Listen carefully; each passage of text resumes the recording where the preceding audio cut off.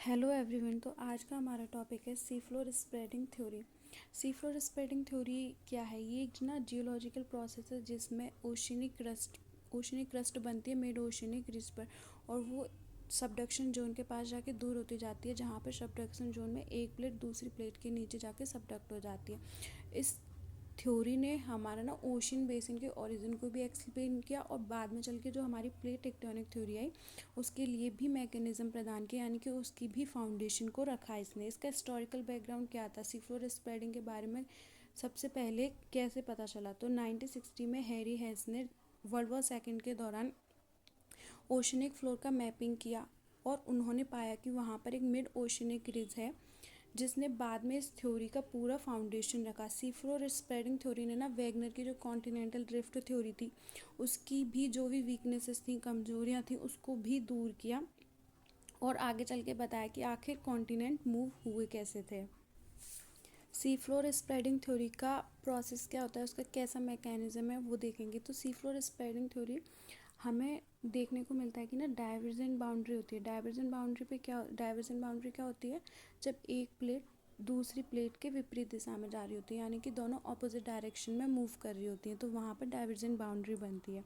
तो ये दोनों प्लेटें एक दूसरे से दूर जा रही हैं। तो हमारा जो हमने पढ़ा था मेंटल, अर्थ के इंटीरियर में हमने पढ़ा था मेंटल, जिसमें ना मैग्मा होता है, मोल्टन मैग्मा, यानी कि जब मैग्मा गर्म होता है। मैग्मा वहाँ पर कहाँ से आया? जब रेडियो एक्टिव डिके हुआ, तो कई सारे पदार्थ आपस में मिलकर मैग्मा बनाते हैं। जब ये मैग्मा ऊपर आता है, ऊपर की तरफ आता है, तो ये एक प्लेट में, ओशन की प्लेट में दरार उत्पन्न करता है। दरार के बाद में ये प्लेट टूट कर यहाँ से एक दूसरे के विपरीत दिशा में गति करती है।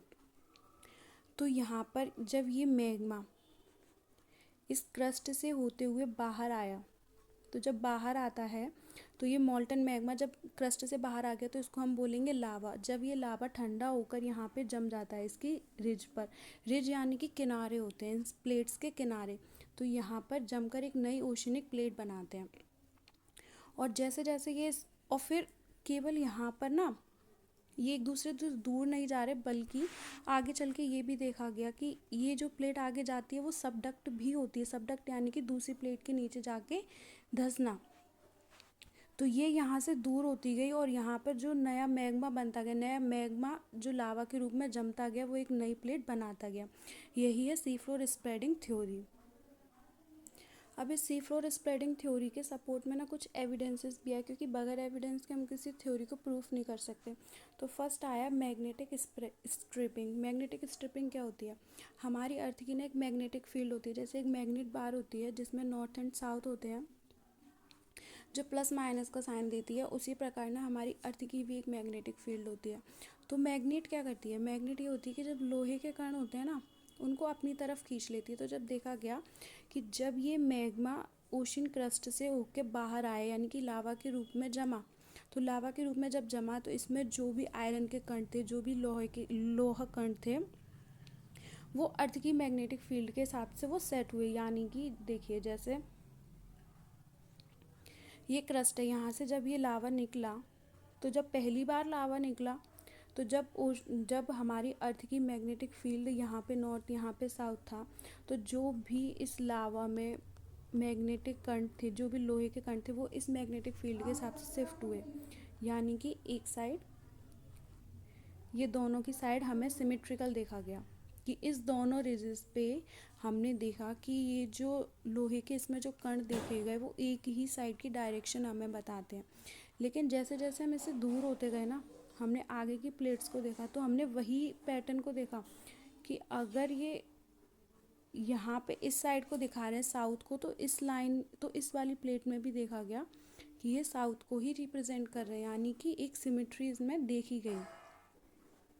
सेकंड एविडेंस था ओशन क्रस्ट की एज। ओशन क्रस्ट की एज का क्या मतलब था? ये देखा गया कि जब इनकी ओशनिक क्रस्ट की एज को मापा गया तो देखा गया कि ये 200 मिलियन वर्ष ही पुरानी है। लेकिन जब कॉन्टिनेंटल शेल्फ तो इससे भी ज़्यादा पुरानी, तो ये कैसे पॉसिबल था कि कॉन्टिनेंटल क्रस्ट जो थी वो इतनी ज़्यादा पुरानी है, लेकिन ये इतनी नई कैसे है? तो इससे ये हमें पता चला कि यहाँ पर नई क्रस्ट का फॉर्मेशन हो रहा है। तीसरा एविडेंस था सेडिमेंट की थिकनेस। सेडिमेंट की थिकनेस क्या थी, ये देखा गया कि जो यहाँ पर ये जो नई क्रस्ट का फॉर्मेशन हो रहा है यहाँ पे, उनकी जो सेडिमेंट्स हैं वो काफ़ी पतले थे, लेकिन जैसे जैसे इनसे दूर जाया जा रहा था तो देखा गया कि यहाँ पर जो सेडिमेंट्स थे वो काफ़ी मोटे होते जा रहे थे, यानी कि इनकी थिकनेस बढ़ती जा रही थी। ये कैसे पॉसिबल था, ये ऐसे पॉसिबल था कि जब यहाँ से मैग्मा निकला तो लावा इन पे जमता जा रहा था, लेकिन ये क्रस्ट भी मूव होती जा रही थी अपोजिट डायरेक्शन में। तो यहाँ से मूव होते होते यहाँ पर तो सेडिमेंट्स काफ़ी पतले थे और यहाँ पे जाके सेडिमेंट की थिकनेस बढ़ती गई क्योंकि वो सबडक्शन जोन की तरफ भी जा रहे थे। नेक्स्ट एविडेंस था हीट फ्लो। हीट फ्लो कैसे था, तो जो हमने देखा कि डाइवर्जेंट बाउंड्री पे हीट फ्लो ज़्यादा था, जबकि दूसरी साइड में देखा गया कि हीट फ्लो काफ़ी कम था।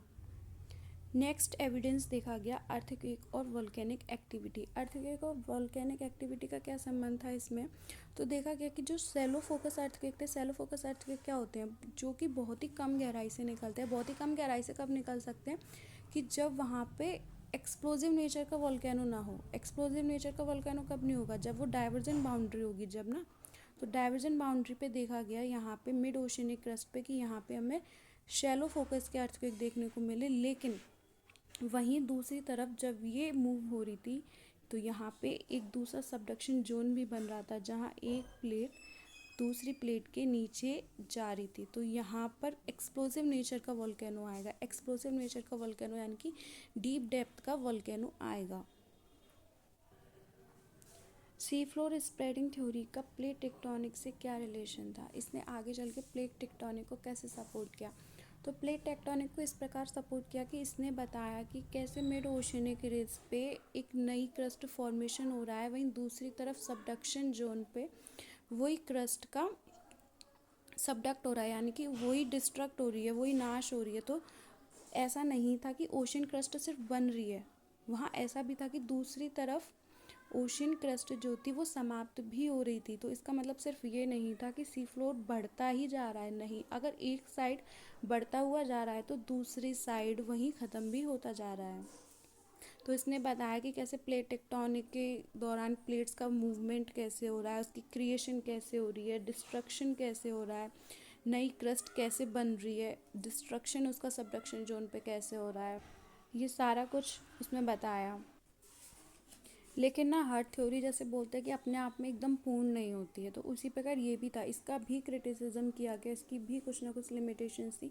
इसकी लिमिटेशन ये थी कि इसने ना सिर्फ ओशियन क्रस्ट के बारे में बात की, कॉन्टिनेंटल क्रस्ट के बारे में नहीं बताया। और इसके पीछे फोर्सेस क्या थे, जैसे कि प्लेट मूवमेंट में हम देखेंगे अभी आगे चल के जब आएगा टॉपिक, कि उसमें कौन कौन से फोर्सेस लगे, कैसे ड्रिफ्ट हुआ, कैसे प्लेट का मूवमेंट हुआ, उसके पीछे क्या फोर्स थे, वो ये नहीं बता पाया, जो आगे चल के हमें प्लेट टेक्टोनिक में पता चलता है। और कॉन्टिनेंटल जियोलॉजिकल फीचर के लिए भी हमें एडिशनल एक्सप्लेनेशन की ज़रूरत थी, जो कि ये नहीं दे पाया था। तो ये थी हमारी सी फ्लोर स्प्रेडिंग थ्योरी। अगर आपको ये पसंद आया हो वीडियो तो please like, share and subscribe. Thank you.